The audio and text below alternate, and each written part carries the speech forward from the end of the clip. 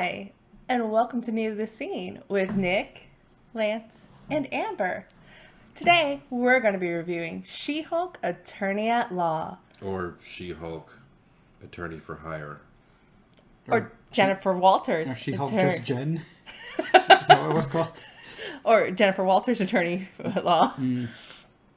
She went through several title changes, but it was okay. It was worth it. Indeed. And if you haven't seen She-Hulk yet, I recommend checking out Disney Plus and watching it as one of the latest Marvel MCU shows that is on Disney. I mean, most likely you already have Disney Plus, and if you don't, then do the free month and then, binge. Or check your cell phone provider. They might have given it to you. Yeah, I think you can get Hulu and Disney Plus at the same time for a little bit extra. Although I still don't have Hulu. I think it used to be, Disney, Hulu, and ESPN. ESPN. No, Yeah. that still comes as a package because that's what my mom has. Yeah, okay. Well, if you picked up ESPN or Hulu, you might have the Disney Plus, so check it out. Or don't. It's your life. We're not going to tell you how to live it. So, Well, no. Or also, hey friend, can I watch She-Hulk? come on over. There it is. Or just, hook me up with that password. No, come on over. Come on over, let's watch together. Because I think this is one where if you watch the first episode, that's about the tone for the rest of the series. It was, yeah. So you have a pretty good idea of if you watch just one episode. If you're like, I hate this episode, I'm going to watch more and complain about it on the internet, you can just stop Or you could be like most of the complainers on the internet. and watch every single episode so they can go to Twitter to complain about how awful it was. Yeah, and obviously have no understanding of the character. And I also don't think they watched it. Yeah. well, it's I think true. I think they watched a clip and then they complained about it because that's easier. Well, it's true. It's like I care about what you say on Twitter. It's every single take on Twitter is awful. No, it is. Both the positive and the negative It takes is. are all awful on Twitter. No, I think Twitter is a cesspool. It it's is just a place for cesspool. people to go to vomit, right? But the problem is, it is It's also a way to connect to people. the premier kind of social media place to go for fandom right now. Because Tumblr killed itself. yeah, Tumblr killed itself when it decided no more porn. Yeah, I don't pine- do that. I pine for the days of MySpace. I think a lot of people do. You're not the first person I've heard say that. No, it's because now Facebook is getting the metaverse and metaverse now with legs. Way to go! You did it. And there's still a rumor that Elon Musk may soon be forced to buy Twitter per Yeah. his original agreement. Yeah. Yeah. So more But of a cesspool. that's a different topic for a different channel that I don't think any of us are part of. No. So, now comes the portion of this video where we're going to give our reviews, our score reviews and ratings for She-Hulk as an entirety of the Yeah. first season. Which was 9 episodes? Yes, 9 episodes, and we're going to grade it on a scale of 0 to 10, with 5 being an even keen middle. As a whole. Right in the middle. As a whole. Yeah. As a whole. We're bulking the entire series. Yes. together. So, I guess entire season. since I'm in control of this for once, Lance, tell us, what was your score for She-Hulk? So, the first few episodes, I would have given this show, do not show your thing. I don't know, just get it ready. For the first few episodes, I would have given this show like a 7. Very enjoyable, very fun. Mm-hmm. I love the girl who's playing She-Hulk. I think she's Tatiana. adorable. Yeah, Tatiana, Mosley? something Something like that. We'll get to the names Russian, part here. Russian sounding, I think, maybe. We'll get to the names portion here in a second when we read off everybody's names. But Mm-hmm. in the beginning, I would have given the show a 7. And then Daredevil showed up, and I would have given the show an 8. And then the last episode happened, and I give the show a 9. So that is my final score. It's a 9. Wow. I was being slightly conservative. I was being very conservative because I thought it was only because of Daredevil you would have rated it higher, and that wasn't enough to peak it above that. This show, in my opinion, had a little bit of everything. I like the meta comment, the meta commentary on, basically what people want. The last episode was fucking outstanding. Daredevil was great. The Walk of Shame. I don't think that's spoilery. Just I'll just- I guess minor spoilers. Yeah. Minor Minor spoiler. There's a spoilery. walk of shame. We haven't disclosed as to what, but Well, I mean, I think even the show spoiled that they were gonna have Daredevil in it. Yeah, it had cousin Larry from Perfect Strangers. This is true. The show is fucking great. Yes. So yeah, there it is. All right, Nick. Well, I'm not going to give as lengthy an explanation, but on average, I was thinking most episodes were between like 7s and 8s, but I think I'd give this season an 8. Okay. Yeah. I was off by 1. I felt Nick was going to give it an 8. There are some episodes I like better than others, but for the most part, they were all between 7 and 8. And I'll be generous enough that I think 8's okay. 8's okay. Yeah. I was listening to some of the stuff you were saying here and there, even though like we play our cards very close to our vest. We usually When it come over comes- and be like, "What do you think of this show so far?" and just kind of give a General, yes. Yeah. But then I know that at the end of it, we're rating it as a whole. Mm-hmm. So, as per normal, Lance is off by 1. So, one day I'll be good at this game. All right. So, I guess that leaves just me. yeah. So I'm going to go out on this wild, crazy limb and actually top Lance and give this show a fat old 10 because I love this show. It is my favorite Marvel MCU show, period. And I loved WandaVision. I think WandaVision was excellent, but this show resonated with me for personal reasons. Being a woman in the workplace in a male-dominated field, I could relate on so many levels, and it was just fun to watch. And then that finale. The finale was perfect. Which I guess we should I just say loved it. spoilers and just start talking about the show. Yeah. In the whole. So I this point- bet you didn't think I was going to go. I thought 9. I know that you loved WandaVision, and I thought you would have given that show like around 8, and then this one I was like 9 because it's not a perfect 10, but No. I should have picked a 10 because I never heard you complain about anything. No, I loved it. I loved So- everything. It was great. It was Well, so good. It's also, I think, some people are too conservative with 10s. Well, I thought she wouldn't have given it a 10 merely for the fact of okay, so we are in spoiler territory. Well, so we're going to talk about the show in detail.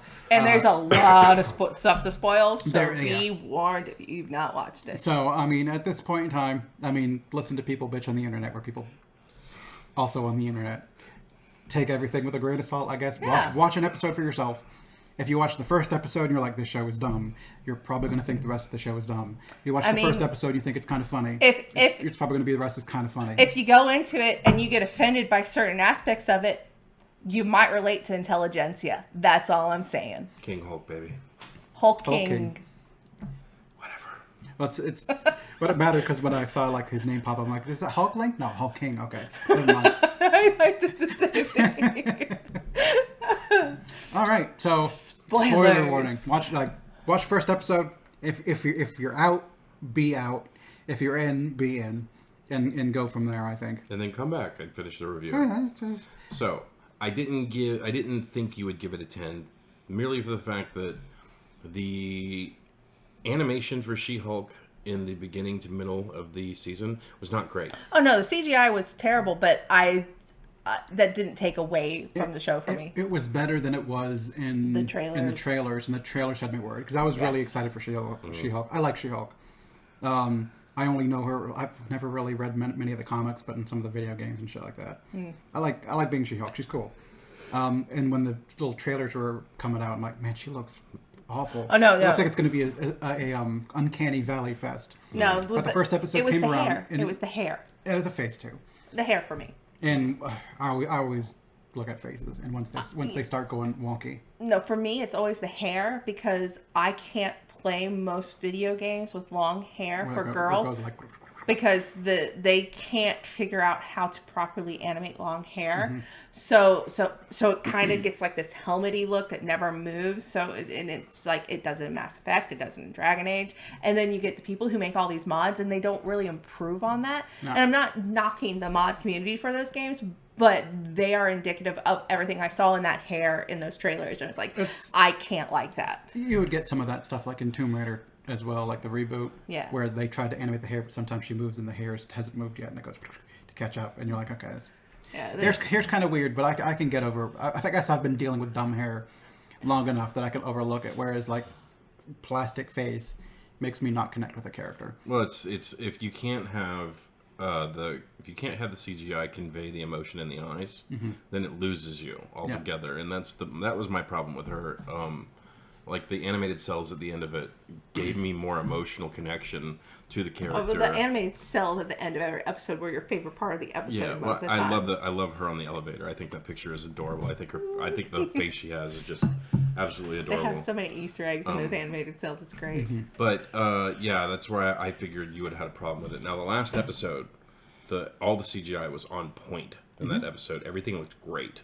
So it's kind of like you could see where they were probably listening to what people were saying about the CGI during the season. Well, it's more of like they had 8 more weeks to work on the last episode as opposed to the first episode. Right. Because I think they were probably working it up until Wednesday evening, right before it came out. From what one of the reviewers that we watched said, that they're pretty sure you'll find that they'll go in and patch the earlier episodes with the better looking She-Hulk that they finished basically rendering it by the last episode.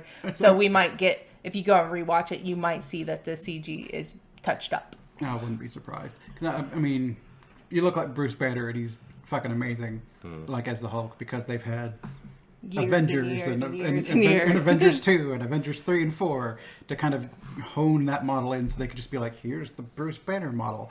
And then for one show to come up with like an entire CGI model for She-Hulk. And for it to look as good as it does, it's pretty impressive. Yeah, Abomination looked good. Well, yeah. But again, they've got multiple movies where they've worked on them. His ears look a little silly. Well, I mean, he can't look worse than what he did in... I like the way he looked in Incredible Hulk. Really? Mm-hmm. See, I thought he just looked too fucking chewy. Like, he's just... There are muscles in places where muscles shouldn't be. It's been so long since I've watched The Incredible Hulk that, because it's so hard to find a place that's streaming it.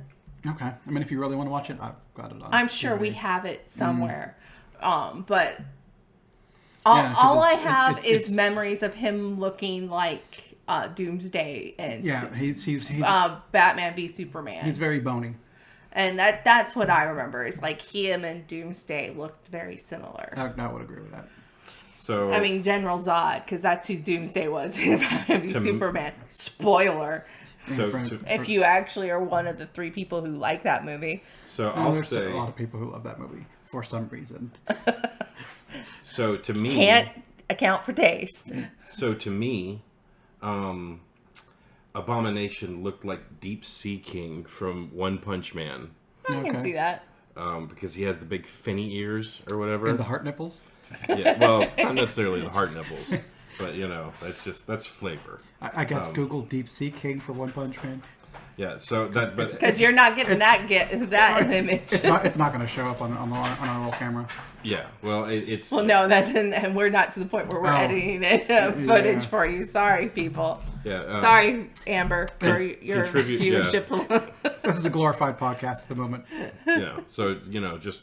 Put us on the background. And Google Deep Sea King, you'll see what I'm talking about. But, like, the first time he showed up with, like, the fin ears and everything like that, I was like, oh, okay, they're putting in One Punch Man characters. And then they're like, it's Abomination. Okay. Well, that's what Abomination looks like. He's got the fin eaters. Yeah. And they took him out of Incredible Hulk because they were worried that they thought if they give him like too much pointing on appendages, Hulk would like bite him or rip him off or something like that, because that's how Hulk would fight. That's true. So he'd be locked and he'd just be like biting fin ear. Well, that's when you find out that he has like some gecko blood in there or whatever, and the ear grows back. I don't know. Well, it just might have been too brutal for a Marvel movie. Yeah. For him to Mike Tyson an ear. True. Okay. I can't argue with that. I can understand that. But I mean, he did rip a bone out of the guy's back and stab him with it. But I guess that's less intense because it's more fantasy violence than biting someone. You really remember that movie well. You must have watched it like recently. No. I watched it in 2020. Oh, remember he did rewatch all of this stuff. That's true. 2021. I watched it the one time, and I was like... I've watched it a couple of times. And I was like, that was a movie. I like it. It's pretty good. It's better than the Ang Lee movie. I do like it better than the Ang Lee movie, because I watched the Ang Lee Hulk in the theaters. And I'm like, that was pretty good. Oh man, I hated the Angling Hulk, and I got forced to go see it on my birthday because people thought that was what I wanted for my birthday. So I was forced to go see it. That wasn't you. That was somebody else. So I went to go see Ang Lee Hulk in the theater, and I'm like, that was pretty good. And then I bought it on DVD and watched it and fell asleep because it's boring as shit. So it's kind of like one of those ones I watched the first time, like, okay, and then it's just kind of... But that has attributed to the constant low bar of, I don't want to cry on my birthday, so if we meet that bar, it's a good birthday. Last couple of birthdays, I don't think you cried. I haven't, so we've done better. I guess next birthday I'll bring over the Hulk and we'll watch that one. Oh. It will be the anniversary, I think, for the Hulk at least. Yeah, the 20th? Yeah, I think it came out on my birthday, and like 2003. bunch of friends were like, yeah, let's go watch it for your birthday. I'm like, no, I don't You guys really really want did your to. research on fucking old school Edward Norton Hulk movies. No. We're talking Ang Eric Lee. Bana. Oh. We're talking about the Ang Lee one. So if they could have combined the Ang Lee movie and the Edward Norton version, the way they shot the Ang Lee movie was beautiful. It's like I felt like I was watching a comic book. In portions. It was almost like it was doing panels. It was. Not almost like it was doing panels. Yeah, and I loved it. I thought it was great. The Edward Norton story was okay. The Ang Lee movie was the one where it was like Nick Nolte, right? Mm-hmm. Okay, and that was just bad. Because I hated Nick Nolte in that movie. I thought he was terrible. As fucking weatherman or whatever the fuck he's supposed to be. He was absorbing, man.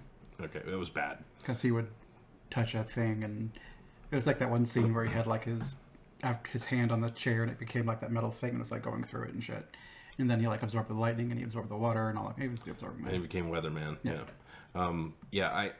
I wasn't crazy about that. And then the Edward Norton movie, the only thing I could remember very clearly from that movie was him jumping out the helicopter.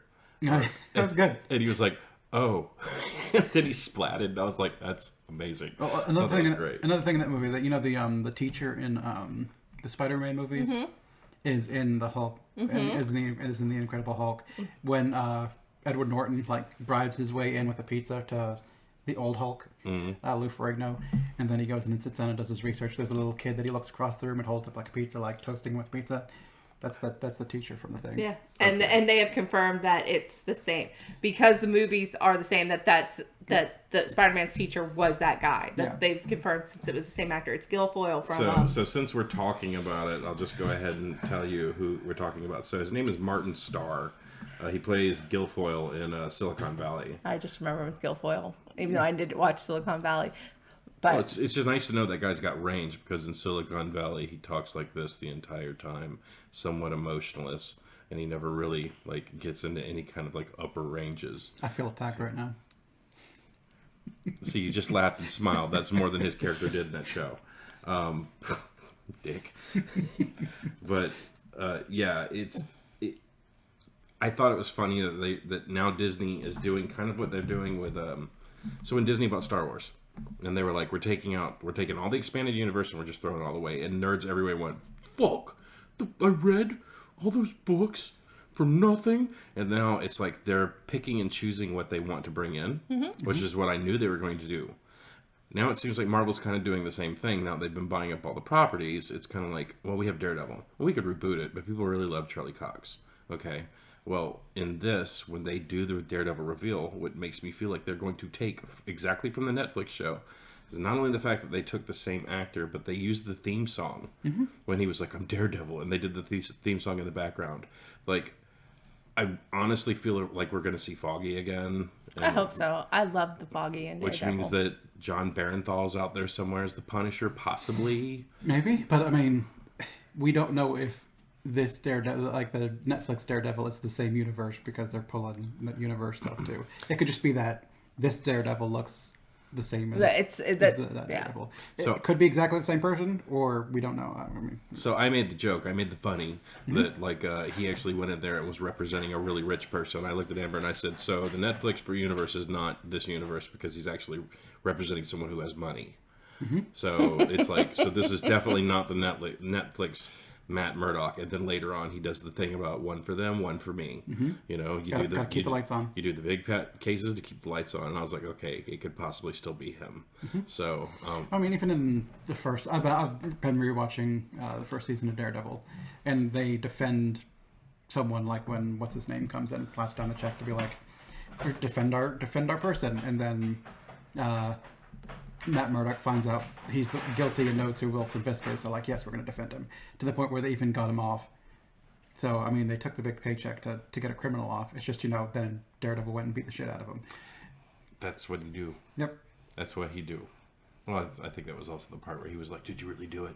He was like, "No," and he was like listening to his heart. He was like, You're lying. Give me a name. I guess time to beat you down now. Just give me a good name. Wilson Fisk. And then he gave the name, and then he headbutted a spike. I'm going to go ahead and go on record and say that in the Marvel Universe, Daredevil is my favorite character. I'm really excited about the X-Men. Daredevil is the shit. But I want to see him. I want to see a Mystique that's not blue skin suit. I want to see Kurt. I want to see how he looks in not blue skin suit. Like, I cannot wait to see. I want him in that stupid little red getup that's totally over the top in circus, because I like over the top and silly. I just hope that they're able to do one time his fucking teeth right. Like, I know that they're putting in like dentures, like the guy that was in what was it? Alan Cumming. Not Alan Cumming. Not that one. The other I one. thought Alan Cumming was fucking terrible. I like Alan Cumming. Don't get me wrong. You're great. I love you. Great actor. I thought he looked ridiculous as Kurt because I did not like the tattoos, the scarification. It's to the point where they couldn't just give someone green skin or whatever, or like blue skin. You gotta like put shit on it. And I think that's like we're getting to the point where Hulk looks green, and it looks fine. You can put texture on it. You don't have to like raise it up with tattoos to make it look. Well, funny. I was talking about the kid in First Class. Yes. That, like, you could see he's got these giant teeth in his mouth, and when he talks, he looks like Bingo going, ee! Like, he's just, he's just, you could see he's having trouble talking around the teeth. There are two people watching this that were like, I know that episode. But I'm one of them. But yeah, I'm really excited to see what they do. But we're not doing a review. Yeah, I was about to say, it's like this is She-Hulk show. People, come on, let's bring it back in. Hey, that's our stock and trade Who here. you talking to? That's what we do. Hey, I'm referencing the show by even saying that though, But anyways, because that's what she did. so what were your favorite episodes? All of them. Well, I mean, if you had to pick one, gun to your head, you had to pick an episode, what would be the one you pick? Probably the finale, because that one was. Oh no, it might be Frogman. It might be Ribbit and Rip It. I think it was the name of it. Ribbit and Ribbit. Ribbit and Rip It. I think that's what I said. No, you said Ribbit and Ribbit. Because it's a tongue twister. But I Ribbit did like and Rip It? There it is. Yeah. I could have swore that. I'm going to go back and watch tape later. I'm pretty sure that's what I said. The P sounded a little B-ish. It could have been a combination. So you thought I said Rip It and Rip It? You said no. You Ribbit said and Rip It. Ribbit and Ribbit. Yeah. It sounded like you said very- Ribbit and Ribbit. Do me a favor, go back and watch tape. I will. I will let you know. Welcome back, am I right? I won't. Give us a thumbs up if I was right. Give us a thumbs down. But I guess I'm going to give you a thumbs down. we both heard it, I'm just which means it's plausible. no, But it's also a tongue a little bit of tongue twister, tongue yes. twister. But yeah, I guess I would have to do that because there was so much good about that episode. It was so fun. I still think the first episode's my favorite. Yeah. But seeing her like pal around with Bruce and seeing Bruce be happy and shit too, and All of the episodes are good. They're all even good. even the one with Madison. I like Madison. Madison's like my favorite new character though, and I love so many of the new characters, but I really love Madison. My name is Madison with a Y and two N's, but it's not, or two N's and a Y, but it's not where you think. I just like the relationship with Wong. Yeah, she's- that's if it was. I if it was half just expecting her, to see her at the finale. Yeah. It's If it was still just there. if it was just Madison, she might have been annoying. But the fact that Madison and Wong became like friends or whatever, movie it was, buddies. was amusing to me. Yeah. And just them like sitting down at that one point and her just asking what kind of drinks he's had and just being like, oh yeah, I've had that. I've never had that. And just kind of like, whatever. He's not like he's not Still want annoyed to by know it. what wedding he was referencing. We still have some yak milk and vodka from the wedding, and it's like, what wedding? He wasn't at Christine's wedding. I wonder if it was Tony Stark. It could be Tony's and thing, but that would be so old. Well, he could have bought the yak's milk and vodka for Christina's wedding, and then he just didn't go. He Or did. He could wasn't. just- I don't think he was invited to Christine's wedding. No, I think. Yeah, because he would have. He showed up and was fighting the Shumagorath, but not Shumagorath. And he didn't come from the wedding like Stephen Strange did. Yeah. Yeah, he showed up through the portal. I mean, you're the Sorcerer Sorcerer Supreme. You can go wherever the fuck you want to. Yeah, but I mean, What's she gonna again, why would he go to Christine's wedding? Yeah, he doesn't know her. I mean, his only connection to her is, oh yeah, that Strange's old flame who's getting married to somebody else that she hooked up with, I guess, during the blip, Yeah. presumably. So what was my favorite episode? I'm glad y'all asked. I would say that my favorite episode was the last one. The finale. The finale. Her kicking out the panel and jumping into another show was fucking awesome. And it looked so good the way she did it. The Kevin thing. Yeah. Oh my god. The fact that it was like it had the fucking brim of the hat. Yeah. Like that was so goddamn good, man. I don't know who suggested that, but like I'll tell you this. When they started the last episode and fucking dude like Hulk King or whatever. Yeah, I was like, Yeah, like that. If they You would had have Hulk stuck King, with that, and then you had Abomination, It and was- it was- Tatiana, it was- it was- not Tatiana, Titania, and then Hulk. all of the Hulk monsters showed up. But like, if they would have stuck with that, that show would have probably gotten like a 7 or a 6 yeah, from it me. was going fucking awful. Yeah, it was. But it that was bad. but that was the point. Apparently, they were marveling it up again, which is why WandaVision takes a hit for me. Is I love WandaVision, and then the last episode is a Marvel punch fest, and I'm like, this is fucking stupid. Well, so the ship of Theseus I thought was great. That part's cool, but it came after a Marvel punch fest. Yeah. Yeah, well, I mean, it's like Marvel Punch Fest, but I like that they resolved it with that. Yeah, That- resolve it with logic. But see, I loved that part so much because I'd never heard the ship of Theseus like thing. I'd never heard that before. Okay. And when he Well, when he it's a Foster postulated thing. when he postulated it to White Vision, like I just like how he was just like explain, and then they were just kind of like working through it, and then finally he was like, you know what, your logic is sound. I'm dipping. Yeah. So like I thought that was really neat. Now we've not seen him again since he left. I'm sure we will. Yeah, I imagine they'll bring him back. Right. And well, then we had Probably in Kang. In the Avengers Kang Dynasty. maybe It's probably, I think, when we're... he might I don't come think up we'll sooner. see him before then, unless he's this cameo in one of the new, like, maybe don't know. Secret Invasion. He'll show up when you least expect him. Like the Bucky, the Captain and is it Captain America? No, it's Falcon and the Winter Soldier. Ended with a Marvel punch fest. Hawkeye was kind Yeah, of but that movie, Hawkeye was, that show was just terrible. it was whatever. It was there to introduce Julius Louis-Dreyfus's character and U.S. Agent. Yeah, Actually, it wasn't going to be the introduction of her until COVID, because her Yeah. character was supposed to get introduced In in Black Black Widow. Widow. Well, it's so my biggest problem with most of the Marvel shows is I believe they're segues to other characters. Like, yeah. that's totally what it is. So far, a lot of the shows, the ones that I don't like, are just kind of check out this new character, and it's kind of like you have to watch it for homework for this new character that's going to show. And I have heard a lot of people complaining that they feel like that's what She-Hulk did. And whereas I feel it's not what She-Hulk did, because all the characters that they're introducing, I mean, you're not going to see him again. You're not going to see the Toad dude, Leapfrog. Mr. Immortal. Or Frogman. Yeah, Mr. It's- Immortal. who gives a fuck? Titania is not going to cross over into anything No, else. And the- she was their biggest really villain, truthfully, that yeah. they really played with. The shape-shifting elf. It's just just a bunch. a It's a bit- bunch of weird superpowered people that are just kind of like got caught up in legal trouble. I thought the Mr. Immortal things, like, who's going to put him in a fucking movie or whatever? Have him be like a funny little blah segment on She-Hulk, and that works. She's there for the superpowered division. so that to me was tantamount to the Lego Batman movie, where they basically introduced like every terrible idea from the '60s, Mustard Man and Kite Man, and like like the Sausage King. Like that's it seemed like they were just like, okay, let's reach right down to the bottom of the barrel. Let's take every throwaway character and let's have her represent them.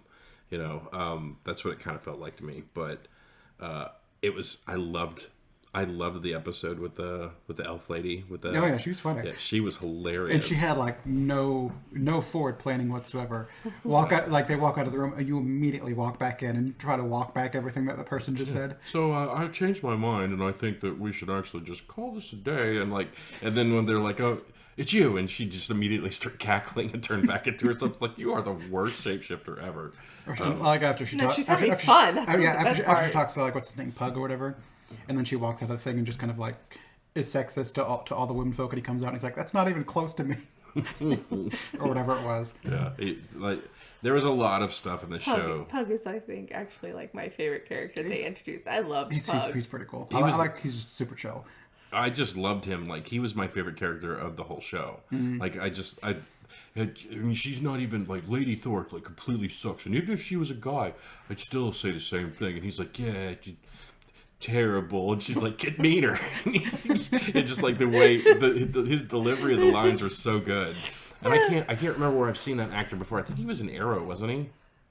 I think so. I think it's what I found out was he was like the season 5 Arrow villain, which means he was an Arrow guy. Because that's the problem with most of these shows. Is normally even Marvel MCU has this problem. Is typically your final villain or your big villain of the season is somebody who has the same power set as you. So you're having the mirror match-esque battle at the end. It's Iron Man versus Iron Man suit, and then the second one, Iron Man versus Iron Man suit. And you're like, stop it.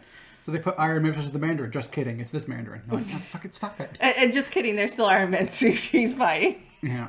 So the guy that played Pug was in Arrow. Yeah, as Adrian something. Yeah, he was basically somebody who also hated Arrow for similar reasons, and he had a very similar backstory, and he kidnapped Arrow's kid, and yeah, it was bad. It's Marvel shows need to start realizing that their best villains are the ones that have different powers. Yeah. And what are oftentimes someone that the hero could completely and utterly destroy, but they have to find other reasons against it.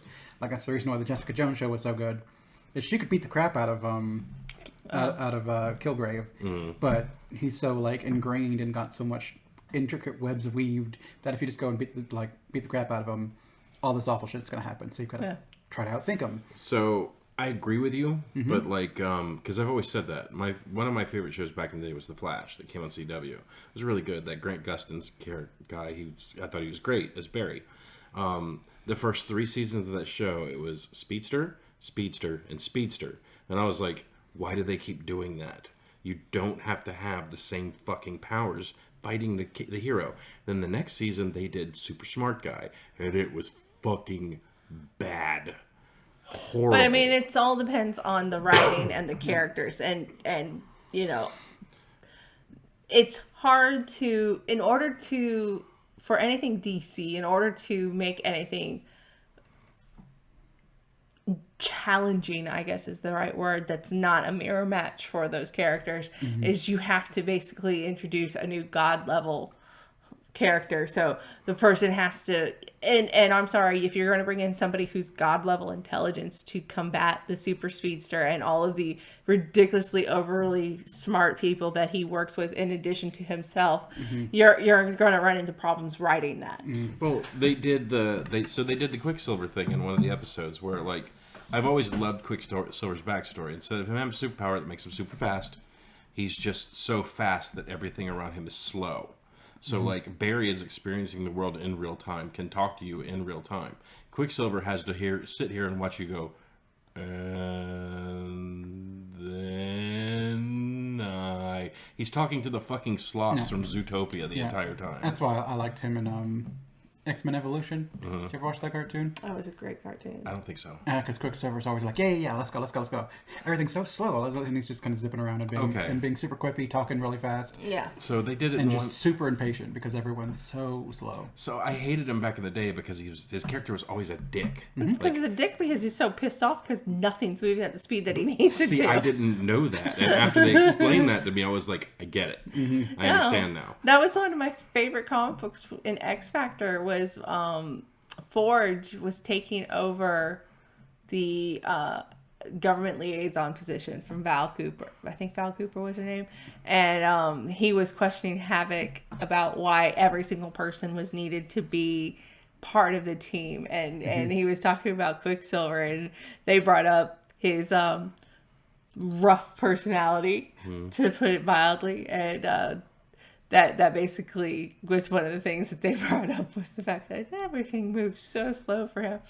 But then it was like, yeah, but he could also do the jobs of like 25 people in half the time that they would need. So Like I said, another reason why, like on the, I think it was X Factor, the team was made up of like 2 people. One of them was multiple man who ran everything, and then you had like the other guy who I can't remember. And in that particular series or whatever, one of the multiple men was actually Mystique, and multiple men didn't know because he's so split up and his mind is so divided he couldn't pick out Mystique from himself.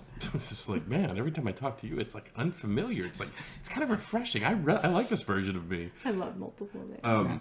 So it's Was that before or after he, like, I know he used to have a cap of, I think, 49 duplicates, but I think they may have expanded that now. I don't know. It might have been around that time. It's Marvel. Like they always get more powerful. Oh, she was asking time frame, and I don't remember how. That I don't was remember how like many there in the were. 70s, and I'm not saying like 1970s for the comic. It was like X Factor 70 something, 78, Okay. 79, I'd have to- and then I think, and that they established that about actually it's 24 duplicates was max because there was a total of 25, and I think there was more than 24. I'd have to so there was the main, and then 24 24 duplicates, yeah. others. So And even if the duplicates can create duplicates, they still maxed out at 25. 25 in total with the reel and the rest. Multiple Man is one of her favorite characters. I love Jamie. Weird taste in heroes. So No. she likes Scott Summers. It's I think it's a it's a reflection. You want to be able to go really fast. She wants to do all the things at once because she likes multitasking. I do like multitasking. So And I want to be amazing at D&D, so I just want to be Mystique. okay. How much better would D&D be like if you walk into a tavern and you see this person and I shift into that person? Well, I'm just saying, like in most of the things in my life, I am already a speedster. That one's for you. Amber. I love you. So For 3 seconds. so here's the point of the show. Okay, so I want, huh? Nothing. Did you miss the part where you said I love you and I said for 3 seconds? It's about 4. It's fine. About 4. New personal best was 6, but I had to drink a lot of Gatorade. Anyways, so now's the I was gonna say the X-Men movies. My favorite part were the Quicksilver parts, just for the fact of the first movie. Fantastic. The whole thing, him running around the kitchen, loved it. I hated the fact that him running on the walls was smashing the bricks, although that was a really, the smashing the tiles, it was a really interesting look, but like, thought that was weird. And then him moving the bullets. And then the bullets still going straight after he pushed them to wherever. Yeah, You're changing the velocity of They them. should have changed, yeah. So that was my small nitpicks of the movie, but otherwise I thought that whole thing was great. I also loved whenever he grabbed Magnus by the back of the head. Yeah, And he's and like, so you don't get whiplash. No, it's not whiplash. When you're taking off the speed you do, your head just fucking comes off. So, when you ran your Heroes game, the reason I took the shield, the dampening shield, is because to me, someone who runs like the Flash, you to be have to be invulnerable, or otherwise the very first time you take off, like the entire front, like all your skin and muscle is just like gone, and like friction, you just fucking catch on fire. Anyways, here comes Back the part. to She-Hulk. Yeah. Here comes the part of the show we're going to talk about the actors. Or at least in Marvel. So as She-Hulk / Jennifer Walters, you had Tatiana Maslany. And if I'm pronouncing your name wrong, you're not watching anyway, so okay. So for Nikki, which was her... The paralegal. Yeah, the paralegal that was adorable, as Ginger Gonzaga. You had the... So I don't know if she's... On-set She-Hulk reference. Oh, that's probably the larger lady they had to be. Yeah, so basically they had a as She-Hulk. stand-in for that was the Some for eye level or whatever. No, she needs to be acknowledged. So Malia Aria, you had, which funny, Titania. I did not put this together. You didn't You didn't know that? I didn't put it together. Oh, wow. You didn't know that was Jamil from The Good Place? I did not Because put I that knew that together. immediately. Nope, I had no idea. Tahani Al Jamil, is that what her name is? Tahani. Hello, beautiful. Yeah, Hello, you big flirt. I had no idea. Oh yeah. I thought she looked familiar, but I wasn't sure. Well, that just kind of goes to show, like, there was an episode in The Good Place where she did her American accent, and it's like, that's really good. And then she was in this doing her American accent. I'm like, it's still really good. It's I really liked what they did with Titania. Yeah, she was fun. So you have Steve Coulter as Holden Holloway. You had, and I'm just going to start hitting some of the finer ones now. So as No. Pug, That wasn't Mallory the So her Mallory- lawyer? yeah, that was When the the one episode that was against Titania? that was the contentious relationship. Renee. Renee Elise Goldsberry Yeah. as Mallory And Mallory was. Josh I liked Segarra. her. Josh Segarra as Pug. Of course, Tim Roth as Abomination. I'm so happy. I really enjoyed Abomination. I like the direction they put him with, because in like the Incredible Hulk, he was all like intense and whatever, and this time he's had kind of time for that kind of hippie live and let live sort of thing kind of take over. But that I was have so some good. thoughts on the finale I do want to bring up at the end of this segment. So I thought his shift in character was fantastic. To be like, I want to be super soldier, I want to be the best, I want to be stronger than the Hulk, and he's just like, namaste. You know, like I thought that was Obama stay. yeah, I thought that was I thought it was a bit much in the beginning of the show, and I was like, okay, obviously he's playing an angle, yeah. and then you find out he's not. What I loved So- was when you were looking at the court drawings at the end of at the end of the finale one. He was putting the device on the chicken, the chicken that he was blamed for the reason why it went off the last time. So every time he wanted to shift, he would just go put it on the chicken, and he never changed. The chicken was fine. So you had Mark Lynn Baker as Morris Walters. Cousin Larry. This was Cousin Larry in Perfect Strangers, a show I used to watch ridiculously. And Well, he back was, and back. and he was also in Unbreakable Kimmy Schmidt, and I was like watching. No, I was don't. watching don't Unbreakable Kimmy Schmidt, and I'm like, he looks so familiar. And why do I know him? I'm like, oh, it's Perfect Strangers. It's Cousin Larry. Okay, I'll just read everybody, Amber. well, no, you can't leave off Todd. Okay, so as Todd Phelps was John Bass. And that was Hulk King, right? Yeah, That that was was Hulk dude. King. That was dude, bro. I'm not. You don't have to do everyone, but it's just like he was important. He was kind of the villain. Yeah, he was kind of the villain. You had Kind of. Mark Ruffalo as Bruce Banner. Yep. In If- case you weren't aware. If you just now went, oh, seriously, get the fuck off our channel. No, you can stay. Let's see. You had Josh was Trevor Salter. That guy can eat a dick. You had Oh yeah, I remember. Josh. so you had Benedict Wong as Wong. Now, I really would like to see them do some more at this because their characters are fucking named here. So you They- had the Nick Wrecking Gomez. Crew. You had Nick Gomez as Wrecker. You had Justin Eaton as Thunderball. So they've named them. Yeah. They are the Wrecking Crew. But this dude was like, peace, love, and hair grease. I did Like, kind of like him though there. but that line that she said in the beginning, did y'all mug? What did she say? Did you mug an Atlantean plumber or something like that? That was Asgardian construction worker. And they're like, yeah, Yeah. like I loved that line. I thought it was so good. But Oh. when they first walk up with the glowing weapons, I was like, huh. And Amber went, oh my god, you know who that is? And then that's when it clicked. And I was like, okay, cool. Oh, Interesting. and he forgot to again mention that Charlie Cox played Matt Murdock, aka he Daredevil. wasn't in the lineup. Well, you know what? You knew he played it anyways. You didn't need I a said list. it earlier. Well, I'm reiterating it. You are literally the only person that's going to watch this. And I feel like Charlie Cox deserves double mentioning, okay? Sorry, Charlie. And I wasn't doing a StarKiss commercial. One dude laughed. So Was it you? probably. So You don't have to do any other. I just I'm wanted just to making put- sure I didn't miss him because it does seem kind of odd that they didn't have him in the. No, he was in 2 episodes. He wasn't. But he was like the best part of those 2 episodes.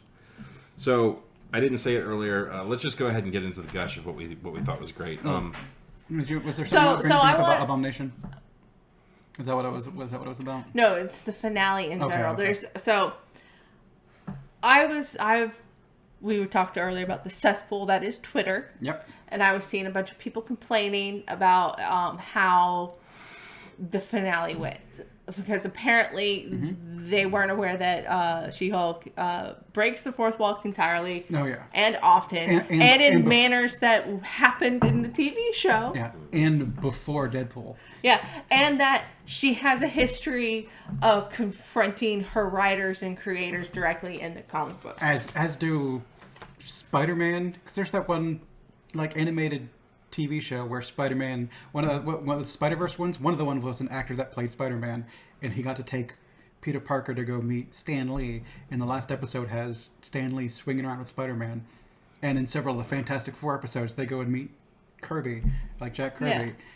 Yeah. The one above all, the strongest being in Marvel are the writers, and they've made mention to that. It's in the fucking books. Yeah. Mm-hmm. So, but they were That's true. there were a lot of people saying like, oh, it took them out of it, that it ruined the show with the way that they just had a total disregard, and it's like, and they loved it up until then, and it's like, there's and I think some of it is also just like, she just went in there and made demands, and they capitulated to all of them. And I was thinking about it, and it's like, yeah, she made a bunch of demands, but everything that she had asked them to not do had a consequence for by the end of the episode. So like, maybe not with Todd. Hulk King just got arrested. Yeah. As he should. And we really didn't see anything with Titania, but we didn't really know why she was there anyway. She was there because the finale wanted to have another big person come busting through the wall. Yeah. And then she just didn't say, can we not have Titania, please? Yeah, and It was also the commentary of, like we said earlier, you have to have character fight like character, and all the like characters showed up at the end. Yeah. It was going to be a big Marvel. It was gearing up to be a big Marvel punch fest, and she's like, this is just a big Marvel punch fest. Can we stop this shit? It's my Is this what you want? Yeah. But one thing I noticed was like with the Hulk, she was like, yeah, you guys can do whatever you want with the Hulk in his own thing. And they still had that happen in her show at the end. That still happened. They came in and they introduced what they were going to introduce and showed why he had been off planet. Yeah, why he went off planet. But that's still weird that they did that. Because No. There's going to be a movie for it, I think. I think it was done to show that where she, for whatever reason, may have been able to achieve that it didn't make her above being still subjected to the laws of what Kevin wants. Kevin still wanted the Hulk thing. He still wants the Hulk thing still happened. He still wants to set up his next his next thing with the Hulk. So, but the most important thing was she said that she wanted Abomination to face the consequences. to face his consequences. So he had to go back to jail. And then the man who played the system well enough to get parole and everything finally was just like, nah, I'm peacing out. He completely flipped. All of his character growth flipped because of her forcing him to have consequences. Well, not only that, but it's like when Wong showed up to get him out of there, the very first question he has is, do you have Wi-Fi? Yeah, no, it's like they showed a complete flip to his character. Yeah. And that only occurred because of what she demanded Feige did. Well, or it's- Kevin. Yeah, It was Kevin, it wasn't Feige. Yeah, well, I tried being a peacenik and it didn't work out. And I mean, honestly, he didn't do anything. Like he changed into the form that he had. Honestly, they did the same thing to Jennifer. Jennifer did the same thing. She had the thing on her, and she switched too. Why didn't she go to jail? Well, they referenced the fact that basically they realized that That was the intelligentsia's fault or whatever. yeah, that basically as Todd got pushed into it, they realized that it was all set up, and therefore that it was basically a catfishing kind of expedition to discredit her. It's just that's the only thing that I will say that I did not like about the show. So, Abomination didn't do anything past what he did in his past. Like, so when he turned into, when they were having the whole trial and she was basically trying to get him off and everything like that, and he was like, yeah, it's peace, love, and hair grace. Look at my wives. I believe everything should be Zen. And then he just turned himself into it, and they all flipped out. And because they were little, weak, mortal people, they were like, he can't do that anymore. Ever again. Yeah. Ever. It'd be one thing if he was like the Hulk, where he switched and was like, and wanted to kill stuff. But he was still like, hey, man, like peace, love. And like, he was fine. But the thing was that she was abiding by the letter of the law, and the letter of the law was that he was to never become Abomination, regardless of it. And so her name was attached to that plea deal. So if he reneges on it, it speaks ill of her reputation. She's the one who, in essence, was putting her neck on the line. So how many years is her reputation like worth? Like, how long? He's shown that he's reformed and got out of jail. Yeah, but he also had told her that he didn't want to be Abomination anymore. That wasn't part of who he was. So he lied to her, in essence, with that, too. He was using Abomination for personal wealth gain, Yeah, but it's kind of like he'd go in as Abomination to hype up the crowd as the Tony Robbins or whatever. Yeah. But he was aiming for. it was But- literally the same thing with She-Hulk. They wanted to do all of her cases as She-Hulk. yeah. But the thing is she wasn't viewed as a monster at the time, and he was. And then she was able to rehab her image because of the fact that all the truth finally came out, and that she was basically set up, and they had stolen a bunch of stuff, and so that's the only reason why she got the inhibitor taken off. But because he lied in part and was breaking the terms of his parole, that's why he went back to jail. I mean, also, I understand all that. I'm just busting your balls. I want to make you fight for it. well, and also, Abomination was a murderer. I mean, who'd he murder? Bunch of people in New York. In Harlem. Threw cars at him, Okay. punched him around, All killed right. some soldiers. Fine. Then why didn't the Avengers go to jail for everything they did in Sokovia? They wanted them to. Some of them did. Yeah, that's what the point. That's what the raft was. Yeah, that's what They the went whole to jail only after the fact that they were like, no, we're not signing the Sokovia Accords. And Yeah. it's like, okay. Which, so, hey, we have confirmation Yeah, Sokovia was Accords have been repealed? repealed. But I've heard rumor that we're going to get a Superhuman Registration Act instead. Yeah, I think they've been talking about the fact that they recast. Do you know who they possibly did? I hope not. I hope that's not true. I'm very on the fence I about have no it idea too. what y'all are talking about right now. So, well, the actor William Hurt Yes. passed away this year. Thunderbolt Ross, yes. They recast, supposedly. Let me guess. So he's been recast, I'm guessing, as a younger person? Nope. Same old person? Older person, yep. Oh, no. Big name. Big name. Big Big name. name. Big Who name. could be Thunderbolt Ross? Think an older gentleman. Oh, wait. I swear to God, if you're going to say Tommy Lee Jones, I'm going to be really Nope. upset. Okay, thank God. Harrison Ford. Yep. You know, the man who hates talking about Star Wars? Let's get him to talk about Marvel. Wow. I hope, gonna- I hope that's not true. Yeah, I mean, like, no offense to Mr. Ford, because I know he can probably Oh, he can do it. Do it. But But he's not going to enjoy it. no, and he'll be the first one to say, "Why are you doing it?" I don't like Yeah. when actors are putting on a fake face for things when they go to do the pressers. I like the ones where like people ask them the gotcha questions. They're just like, "Why'd you ask that? You know I have to be here, and you know I have to act a certain way, and like to sell the movie. It's And part then of my you have job." Harrison Ford who just doesn't. And then you have give a Harrison fuck. Ford who went on Conan, and they were like, "Why'd you come back as Han Solo if you didn't want to?" And he was like, "You know, like I get it. I appreciate the honesty, but it's like maybe lay off the doob or two before you walked out of the fucking green room onto the stage. It's obvious you don't like acting, I guess, anymore. I don't know. Yeah, it's retire. How much money you got? Just stop. Just stop. Cut it out. Yeah, I hope that that's not true, because I saw that and I'm like, I don't want that to be true. there's so many probably older male actors that are either known or unknown that could be tapped to replace Thunderbolt Ross. You know who I want? Who? Sam Elliott. Yeah, there we go. He was Thunderbolt Ross in Hulk. That would be really great casting, actually. Yeah. Wow. Okay. See, I was gonna say like, when I think of Ross, I mean William Hurt was fucking great. He was great. He was. But when I think of him now, you know, I think I'd like to see. So I was gonna say Nicholson, but Nicholson is way too old to do anything No. these days. I mean, Sam Elliott might be getting up there too. Well, yeah, but like But- that man ages like a fine wine. You know? But I mean, think he's Harrison been Ford is way too old for that shit now too. Like, well, that and it's just he looks his age now, and that's no knock on Harrison Ford. We all You're get- supposed to look great. we get to a point where you should probably tap the fuck out. It's retire. But I mean, It's fine. You got enough money. he's gonna wreck a plane, and they're gonna have to recast Thunderbolt Ross again. I don't know how much he flies still.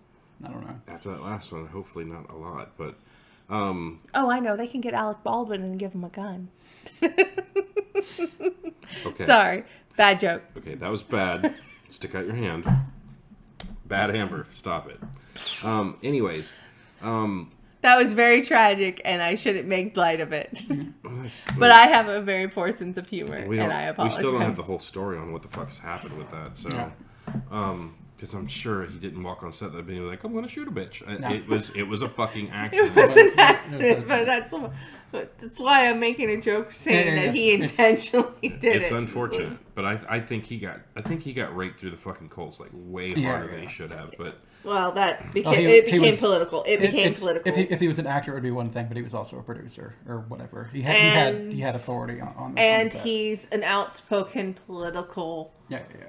We can, actor. Yeah, we can skip all that. no, So, they but didn't, that plays a lot into why he got raked up. And they didn't fuck over the guy who shot Brandon Lee in The Crow.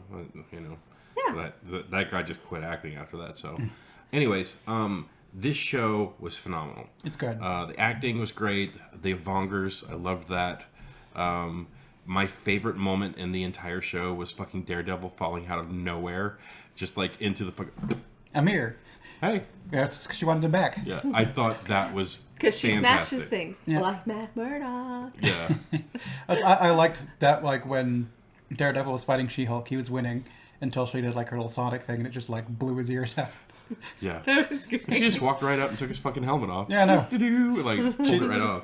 She's not going to play around with the secret identity thing. She's like, who are you? Anything else, I would have been like bullshit because Daredevil is agile, he's fast. But the fact that like she went did that Sonic, fucking and he was like, yeah. "Nah." yeah. And just Like, walked over, snagged him up, and be like, well, I'm not the villain. It's like, you're dressed up as a devil. Fair point. that, The show's got so much good humor like that, though. It was all the so... back and forth was priceless. It's. I don't know if I would have wanted to see the return of Daredevil in this show, but after they did it, how they did it, it was fantastic. And It's a good opportunity. And honestly, they even gave a good nod to like one of the things that is iconic about the Daredevil Netflix was the hallway fight scenes. They gave him a good hallway fight scene. It wasn't a solid one shot like we were used to, Yeah. but you still got a good action sequence. No, They even made reference to him, like, going around and taking 30 minutes or whatever to beat up everyone. And she's like, it's going to take you like 30 minutes to get through. And he's like, okay, that's overestimating. That's bad. That's bad math. But yeah, that the whole thing was just priceless. Charlie Cox is amazing. I'd love to see the guy who played Foggy Nelson come back and play him again. I'd like to see Karen Page. Is that the character name? I liked her, but if she doesn't come back, I won't be okay. I won't be sad. She's not necessary. Yeah. I mean, I like Vincent D'Onofrio's Kingpin, but also I want to see Daredevil fight new villains. It's she played Jessica also It's on Deborah Ann Wool, I think. yeah, she played Jessica on So you had True Vincent Blood. D'Onofrio as Wilson Fisk. You had Karen Page as Deborah Ann Wool. So is she ever become anybody? Like, she ever become a hero? I don't know. I don't think Or a so. villain? Because God knows everybody else did, except maybe Foggy. Well, Foggy didn't. So you have Eldon Henson as Foggy Nelson. I'd even kind of like to see Carrie Moss back. To see, like, that, because they didn't finish off her character story arc in Jessica Jones. Well, while he's flipping through that. Oh no, I'm done. I just wanted to cover the One of the big things ones. I was going to point out is I obviously gave it the highest rating out of everybody, and I had stipulated it was for a lot of personal reasons of how I could relate to the character. And there were several points of this. The first one's in the first episode, and I know it got a lot of flack from a lot of mostly men. But the fact of the matter is, you know, it talked about women in anger and having to constantly kind of live with your anger and control your anger and temper it down and be in a constant state of no matter how angry something makes it, you have to bite it back. You have to swallow it down. And that resonated with me because in a workplace as a woman, you're not allowed to show your emotions as much. Doesn't matter what. Yeah. And you, depending upon where you work, might not be the same way, but that resonated with me. And then you have just the fact that, you know, she's constantly, even as she was given control of her division, she still had to run everything by her boss. And I guarantee you, if she had been a man, that it would not have been the same. That a man running that division would not have had to do that. I guess it also depends if because she was hired specifically because she was She-Hulk. She-Hulk. Yeah. If there was a man put in that position solely because he had superpowers, maybe But he still would have had someone over him making the actual decisions. But I think it was also the fact that every single case that went through with the superhero stuff was like, high profile stuff. Yeah. So Yeah, she was a figurehead. Yeah, but I mean, the fact of the matter is, you know, I can relate to some of that. I could relate to the fact that, you know, when she's going through the struggle with her self identity, with the two halves of herself, having to be I thought two that, different thought people. that was a neat conversation too, where she's talking about like she's her own personal popular high school girl, or whatever it was. Hype man. Well, I mean, No. She-Hulk is a popular girl. Yeah, yeah, no, kind and of overshadowing the Jen that she is. right. yeah, no, that was, and then you had also the takedown by intelligentsia, where they basically slut shamed her and just completely defaced her and everything, and we have all these various layers, and it's just like, I might not have lived and gone through every single one of those, but I've known so many people who've had those kind of instances and those kind of actions done to them. And we live in a society where women who are successful are often taken down for no other reason than someone doesn't think a woman should be successful. There's so much inherent misogyny in this society. And the show is actually doing a strong showing of a lot of what we see, especially with internet culture. That's effectively what Intelligentsia was. It was a commentary about internet trolls. And the misogynistic society that has sprung up. The show is super self-aware. But it spoke to me. It spoke to me because I could relate. And I have never needed that in anything that I've watched. I don't need to have somebody that's like, I relate to this in order to enjoy a show, or even to relate to a show. I don't need to have that mirror, but to have a successful, smart, driven female character go through these struggles, it was something I could relate to. Obviously, I'm no She-Hulk. But there was so much that I could relate to her for the first time in any character of anything, really, that I was like, I felt something for that. And that's why it got a 10, is because I've never really felt like there's a mirror for me in anything. And that's the closest I've ever come. I would say that it's a grass is greener kind of case. I'd love for men and women to switch for like a year.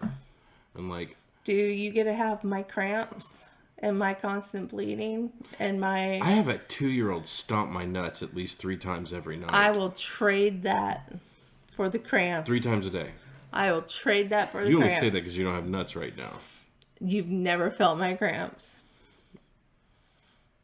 Okay, so getting back to what I was saying. I'd like to have people just walk by me and be like, hey man, sweet dick.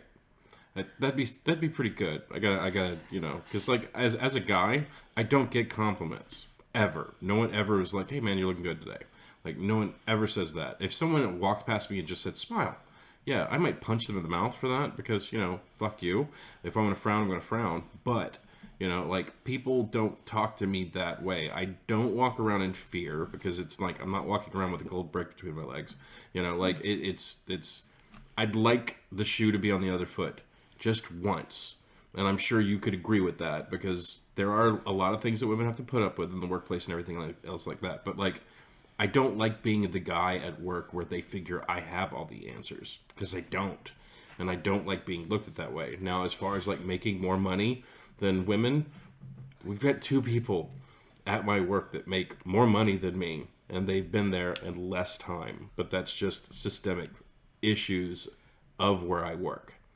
Because they don't seem to take any stock. I would wager that if I am making more than most of my male colleagues, it's only because I almost left. I think that I have been... That's because you slay. You slay at work, too. Historically underpaid. Well, it's working hard doesn't get you raises. Threatening working hard and then saying, I'm leaving, gets you raises. I did that. Yeah.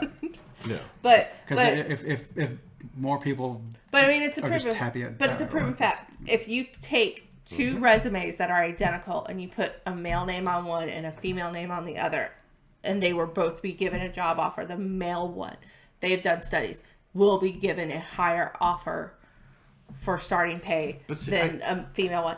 And that because there is this inherent bias towards men in the workplace. I've got to feel like that's Okay, so if we hired a person at my workplace, I've hired quite a few. I've been on hiring boards where we've hired quite a few women.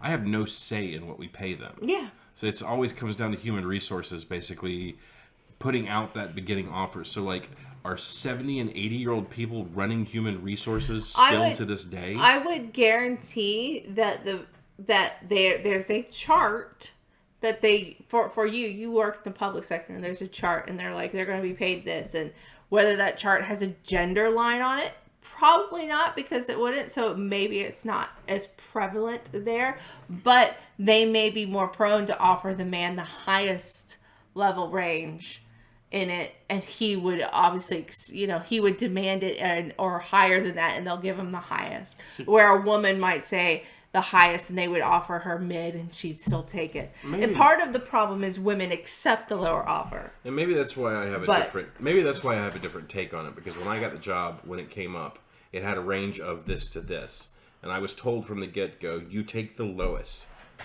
If you want the job, you take the lowest that they offer you. Don't ask for any more. You're not going to get the job. So I guess my experience with it has been different, because when I hear people complain about this or that or this, like the first time I had heard someone complain about white privilege, it's like, what? Give me some of that. I'll take some privilege. I've had to fight for everything, like all my jobs and everything like that. I've had to fight to actually like stay there and be there. I don't feel like anyone's ever given me anything. Like most of the stuff that I've done, I've worked for it, or my personality has gotten me to where I need to go. I don't feel like anybody's ever walked up and been like, "Hey, man, you did a good job being white today, so have some fucking free bacon." And I'm not trying to get political here. I know this is probably going to be a hot button thing for some people, but it's like, it's not that I'm saying that it doesn't exist. I just think that I don't know. It's a weird thing just because it hasn't happened to me, which I guess disqualifies me from really talking at length about it, because if you're not aware that this thing is going on around you, then how can you talk knowledgeably about it? So, but I don't like it that when people see me, they point at me and they're like, "Hey, fucking white dude." It's like, why do I have to help shoulder that burden if I'm not putting that out there? I think the issue is labels feel reductive to anybody. Well, I mean, and there's going to be truth to some amount of labels in more cases than others. Some people have it worse than other people, and you don't see it because you also struggle, and you just don't see that maybe they struggle more. And how could you? Because there's been multiple times where I've driven down certain roads to go to work, and you pass like homeless people, and I'm just like, they've got it pretty fucking bad, and I feel bad about it. But like the first time I gave money to a homeless person, only to see them ride a really nice bike around the corner and jump into a fucking Cadillac and dip, like I felt like such a sucker. And then like all the stories started coming out about like people like using the milk of human kindness to basically get by. Use whatever tool you have at your disposal to live. That's fine with me. I saw someone stealing from the store today. I'd say a fucking word because the lady looked like she needed help. If you see something like that right now, to me, I'm not saying a fucking thing because it's hard as fuck out there and people need to get a leg up. So I was reminded of she was stealing cards though. I probably should have said something. Fucking magic cards. Third season of Buffy, where Jonathan was going to where that was the episode in which Buffy had mind control powers. And out of sight, out of mind. And just kind of you always think that other people are thinking all this other shit about you, but they can't because they're too busy with their own shit. They're too busy with their own shit. And I think that in viewing other people, it's hard to view the kind of shit that they're going through because you're going through your own shit as well. And a lot of times people just complain to be like, well, they've got it easier than me because I have it hard. Well, you don't know how hard they have it because you're going through your own shit. Everyone's going through their own shit. You have to walk a mile in somebody else's shoe, but honestly, who has enough time to walk miles in other people's fucking shoes? Just know that we're all struggling in one way or another. Some it's more obvious, and for other people it's not. Just back the fuck off people and let them just be. If you think that like people are talking bad about you, most likely they're not, unless you've done something horribly egregious, because who has that kind of time in the day to fucking keep talking about other people? And maybe when someone finds a show that they really connect with and say that they identify with, don't tell them that they're stupid. and that like I think the show is bullshit and everyone should hate it because opinions aren't fact. Who the fuck cares about what you think? That's my biggest thing. I know that we all can't agree and we all can't have like the same fucking mindset. If you don't like something, just shut the fuck up and let other people enjoy it. Turn the fuck off. It's She-Hulk's. You don't like She-Hulk, it's fine. Yeah. You don't have to. Somebody out there was like, I like shitting on She-Hulk, and you're telling me to just be okay with my no. It's not. Stop shitting on people. Ultimately, it's not about you. It's not about me. It's not about any of us. We're all on the same trip. There's all going to be stuff that we like and we don't like. Just stop ruining stuff for other people. Yeah. And if something appeals to everyone, I think it appeals to no one. Well, still to this day, you see, like, it's the race to the bottom where, like, the newest episode of She-Hulk came out. People are at, like, midnight. And at 1 o'clock, fucking videos popped up with, like, what you didn't see in episode 8 or episode 9 of She-Hulk. And there's fucking a thumbnail that has the spoiler right there. Mm-hmm. It's like, stop. Please, everyone, stop giving this guy attention. Mm. And I know it's clickbait. Yeah. But still, it's like it drives me nuts. It's the new thing comes out. It's going to get clicks. So people race to shit on it because that's the audience that they have. Yeah. And we don't have an audience, so we can say whatever the fuck we want. Yeah. Yes. Until eventually we have an audience. When we do get an audience, and I'll still say whatever the fuck I want because I don't need your money. Well, I mean, you know, I don't need your money. I do. If you want to make a Patreon for us, we'll give you a cut. No, I can't afford to be the Patreon, so. And neither can I. Well, apparently, it's just one button. You giving yourselves money, but less of it because some of it's going to Patreon. Well, I would also be giving some to you. Oh, okay. Just send them to our PayPal. But I've already said, I'll pay for you, Nick. I won't. $100 an hour. No. It's a bargain at twice the price. Okay. I love you. $500 an hour. Oh, well, I said twice the price. Let's not fucking... Well, you said it was a bargain at twice the price. Easy. I wanted to be out of price range, so not to do it. Go easy. But anyways, is there anything else we need to cover about She-Hulk? We've been talking about the show for 70 minutes. I think we probably could talk about it for more, but... Oh, no. It's so good. It's so funny. But we don't need to. If you want to see us... If you want to see us do an episode-by-episode breakdown of the show, if this gets popular, even if it's 3 years from now, and we actually, like, hit... If you want to see us do an episode-by-episode breakdown, we will, because this is a show that is highly enjoyable, and I will watch quite a few times. Nick, would you do an episode-by-episode watch and review of Buffy with me? Maybe, but it's a time thing. I come over here, like, once a week, and we record 2 hours of shit. And we're still sometimes running behind. That's true. So it's a matter of we'll how much time just make a Buffy channel, though. You and me. We'll cut Lance out of this one. I'll talk about Buffy. Do you care about Buffy? I like it. Do you care about Buffy to the level we care about Buffy? What level do you care? Would you take like a fucking shot to the throat to watch? What's my ringtone? Amber, who found that ringtone for you and put it on your phone after you lost your Nokia? I thought I found it. No. You got your new phone. I sat up when you were in bed overnight. I programmed that in your phone, and then when you walked out and sat at your desk, I called your phone, and you went, "Oh, you found it for me." I've had that ringtone since I was 18. Okay, with that in mind, Nick, do you have Buffy the Vampire Slayer as your ringtone? No. Rex. Shepard. And also, I have the Gargoyles theme as one of my things too. That's badass. And see, I also have Mass Effect as the other stuff. It's the mere thought that you would just blatantly cut me out of something just for the fact of being mean. I didn't even say anything mean. No, I was more of it's like Nick and I could talk hours on everyone. Like he referenced an episode and I immediately called the name. So let me kissel it. You're gonna be Ben Kissel? No. Yeah, I get to be the straight man. Y'all can talk about all the knowledge of it, and I'd be like, so who is a Xander, and why is he so goofy? You mean the Zeppo? Yeah. The Zippo, yes. The Zeppo. The Zippo is a good one, because he lights everyone's cigarettes. Let's see, I know fucking Buffy. Man. Anyways. They were baking a cake. See, he signed her. Game that. It was great. My game up there has... He was like... We're going to bake a cake. Who stood in line and got you those autographs? You did.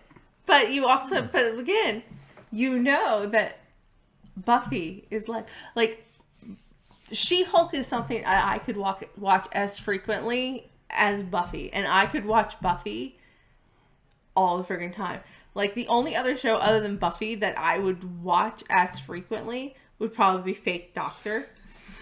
So I'm never gonna get to tell this story, so I might as well go ahead and tell it here. I used to date this girl that, like, when we first started dating, she said that she really liked watching Charmed and Buffy the Vampire Slayer, and I went, aren't those like a little bit like chick-centric, I hate men kind of shows? And she goes, no, far from it. She goes, you should go and watch an episode of it and you'll see. And I was like, okay. And I was like, episode of both? And she's like, yeah, because I liked her, I decided to go do it. The episodes I caught was the one where Spike tried to rape her, and the episode where all of the Charmed girls found out that they were actually dating demons, and they all turned into demons, and were like basically taking over. So I went back to her and she said, what'd you think? And I was like, I was fucking right. And she was like, what do you mean? And I said, well, it was this episode and this episode. She goes, oh, well, you just caught the worst episodes. I was like, how many seasons of this show? How many episodes per season? What are the odds I caught the worst episode? And she went, okay, that's fair, but like, watch another episode. I was like, I'm good. And it wasn't until I met you and found out how big of a Buffy fan you were. When people said Buffy, I thought Pee Wee Herman and Rutger Hauer. You know, like the movie. That's what I thought of. The one with, was it Christy Swanson? You're looking at me. I still never seen the movie. So that was the one that I always thought No, it's of. Christy Swanson. You don't need to look it up. So, like, that was and the one. Luke Perry. Yeah. And David Arquette. David Arquette. But yeah, that's like one of my favorite things from that movie was Hilary Swank. Rutger Hauer playing the violin. Like that, he was so good. He was terrible. Donald Sutherland. Okay, we know you like the fucking movie. All right, I saw that movie in Menstrual theater. cramps as early detections for vampires. Big hairy moles. Why didn't that carry over? Josh just wanted to sexy it up. Oh no. It was also dumb. Yeah. You can't beat Giles. Giles was the best. I like Buffy.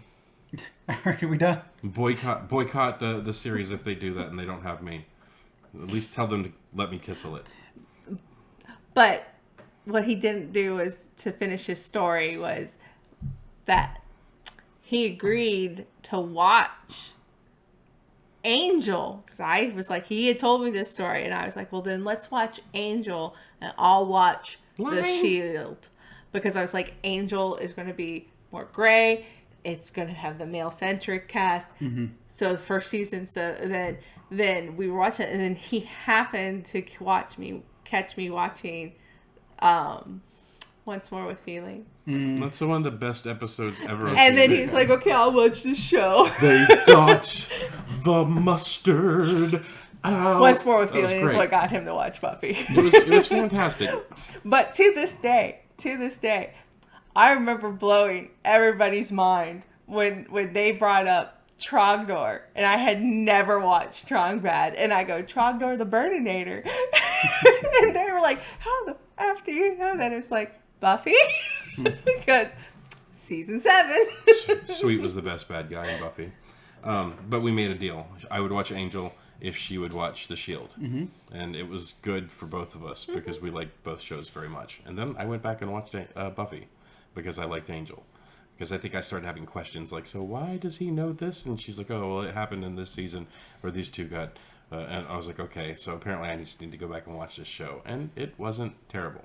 It's good. I like it better than Angel. But I also I like humor more than I like dark, gritty. Well, Giles was like one of my favorite characters in that show. Giles is a great character. He was great in season 4. I really like season 4, whereas I think a lot of people liked that one least. Where Giles was just kind of that unemployed, not really sure what to do with themselves anymore, and so he's just kind of like a gentleman of leisure.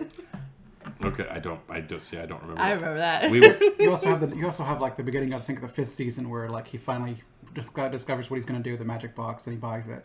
So like Buffy walks in and he's wearing like the little wizard costume, and she just looks at him, and then he just takes it off because he was finally out of his unemployment thing and excited about something, and he's like saying, he found a role and she's like, okay, she's gonna shit on it with a look. Got it. It's so hard for me to pick out a favorite season of Buffy. I think it would probably be 2, but that was the introduction of both Spike and Drew, and I do love Spike and Drew. Tara's my favorite character, and she came in 4, which also had Hush. which is That is my a great favorite episode. My favorite. I love Sweet. I thought he was the best bad guy ever, and they should have used him more. No, the best bad guy ever is Doug Jones, Oh yeah. the gentleman. So I remember watching that episode one time, Mm-hmm. but the thing I remember most of the thing was like They're them. just creepy. Yeah. That she picked up the spike and went. Yeah, that's the part I remember most from that. But All right, so this episode of She-Hulk ends with a Buffy. Buffy discussion yeah, for an extra 8 minutes. spoilers. Sorry, The show's been out for over 25 years, so Watch that show too. we talked about the fucking Mummy the other day, and we were just like, came back out in the fucking 40s or 50s. Yeah, And for some it's- reason, we still had to say spoiler warnings That's on a, that. It's polite. I'd never seen that 32 or 58 Mummy either. Or That's whatever the years were. Right now, being a millennial is like a good time because you get to go back and watch like all the good movies that came out in the 80s and 90s. We all have 100 years of movies you could watch. Yeah. Yeah. But like the 80s were like that was prime. Mm. Like great movies. Who Framed Roger I- Rabbit, Gremlins. I fucking- think if you were to pick the choice movies out of any decade, you could be like, this is a choice movie for decades. Because you are not living through it. You're not getting all of the pieces of shit that are also coming up that are completely ignored. That's true. And you're only remembering the good bits. Oh, look at that, guys. We're just laying some fucking knowledge on you at the end of this episode. So, Word. or guys and gals. Guys. Or Amber. Gal. And Franklin. Me. Franklin's watching it too, most likely. I think Daniel watches it too. There's people that Your watch this. buddy. Yeah. The gaming lawyer guy. Maybe Allie. I don't know if Gilo will watch this one because I don't know that he has seen She-Hulk at this point. And this one's going up like soon. Tomorrow morning. Yeah. It's either tomorrow morning or I'll put it on Wednesday. The low budget keeps us. Well, it depends. Do we want Sunday episode and then Monday episode? Because I don't think people watch them that It soon. doesn't matter. I'm backlogged because there was a bunch that came all at once, so yeah. Yeah. So I think we might. I know I watched It I doesn't watched matter. Harley, but I don't know. Did you watch the Munsters one? No, I haven't, guys. I think I need to watch Whiteout and the Munsters. You could just see me slowly die over the course of the Munsters. Okay, let's end this so I can go cry. All right. Would you recommend She-Hulk? Yes. God, yes. Yes.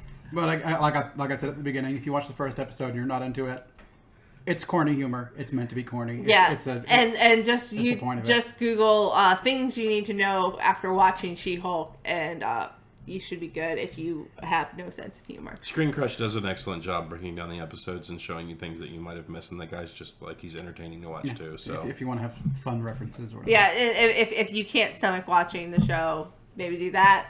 Don't hate watch it. It's not worth that. Which when I was watching, I thought Megan Thee Stallion was some weird character they made up. I'm like, that's weird. What, Yeah, what a stupid name. She's a rapper. yep. And then I'm like, oh no, She's a real person. I thought she was fake. So yeah, I'll go ahead and end this episode with my favorite line from She-Hulk. I knew it. Captain America fucks. Bye, buddy. Bye. Bye.